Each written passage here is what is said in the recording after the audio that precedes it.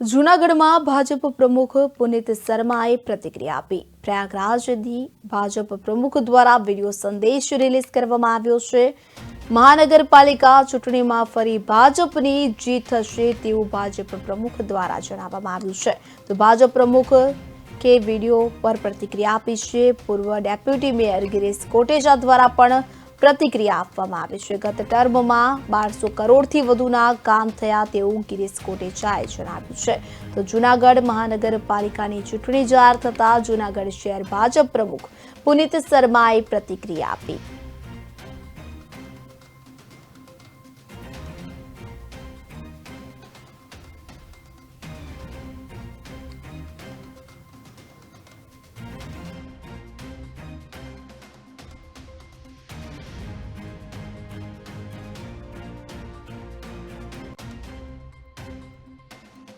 ગુજરાત ચૂંટણી પંચ દ્વારા નગરપાલિકા, તાલુકા પંચાયત, જિલ્લા પંચાયત અને એક કોર્પોરેશનની ચૂંટણીનું જાહેરનામું પ્રસિદ્ધ કરવામાં આવ્યું છે।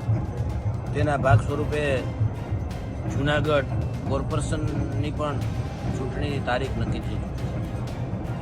આગામી દિવસોમાં 16 તારીખે મતદાન કરવાનું છે। જૂનાગઢની જનતા ઉપર અમને ખૂબ વિશ્વાસ છે। આદરણીય પ્રધાનમંત્રી આદરણીય નરેન્દ્રભાઈ મોદી સાહેબ, ગુજરાતના મુખ્યમંત્રી આદરણીય ભૂપેન્દ્રભાઈ પટેલ અને ગુજરાતના સંગઠન પ્રમુખ આદરણીય CR પાટીલજી અને મહામંત્રી રત્નાકરજીની માર્ગદર્શનમાં આગામી કોર્પોરેશનની ચૂંટણી લડાવવાની છે। ગઈ વખતે 60માંથી 54 સીટ સાથે ભારતીય જનતા પાર્ટીનું કોર્પોરેશનમાં અત્યારે શાસન ચાલી રહ્યું હતું। જે રીતે વિકાસના કામ કર્યા છે અને જૂનાગઢની જનતા વિકાસ સાથે અને ભારતીય જનતા પાર્ટીની વિચારધારા સાથે અમારી સાથે રહેશે એવું મને આજે 4:30 વાગે પત્રકાર પરિષદની અંદર ગુજરાતમાં ઘણા દિવસથી વાત હતી તો બધી લગભગ 75 નગરપાલિકા, તાલુકા પંચાયત અને જૂનાગઢ કોર્પોરેશનની પણ ચૂંટણી ડિક્લેર કરી છે। ખૂબ સારી વાત છે। અમે આખું ભારતીય જનતા પાર્ટી એને વધાવીએ છીએ। ખાસ કરીને જૂનાગઢની જ વાત કરું તો 5 વર્ષની અમારી બોડી દરમિયાન લગભગ 1200 કરોડ રૂપિયા જેવા કામ થયા છે।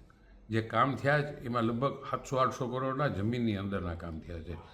350 કરોડ રૂપિયા ભૂગર્ભ ગટરના લગભગ બધા વિસ્તારની અંદર પતી ગઈ। બીજા 350 કરોડ જે ગ્રાન્ટ આપી હતી સરકારે, એ પાઇપલાઇન જોડવાની આપી હતી, એ પણ મેજોરિટી કામ થઈ ગયા।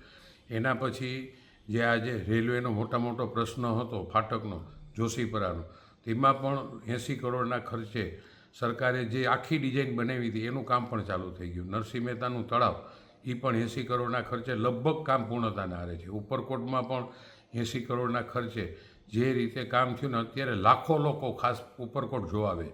એ જ રીતે ભવનાથનું તમે ડેવલપમેન્ટ જો, 115 કરોડ રૂપિયા ધારાસભ્યશ્રીએ જ્યારે મંજૂર કરાવ્યા તો છેટ અત્યારે પણ એની લાઇટનું કામ તો ચાલુ છે, પણ ઉપર સુધી પાણી પહોંચી જાય એની પણ વ્યવસ્થાના કામ ચાલુ છે। ટૂંકમાં કહું તો જૂનાગઢની અંદર એક વિસ્તાર એવો નહીં હોય કે જ્યાં કામ અત્યારે પણ ચાલુ છે। અને આ બધા ભારતીય જનતા પાર્ટીના સ્ટેન્ડિંગ કમિટીના ચેરમેન હરેશભાઈ પરસાણા, શહેર પ્રમુખ પુનિતભાઈ અને અમારી આખી ટીમે આ બધા કામ મંજૂર કર્યા હોય।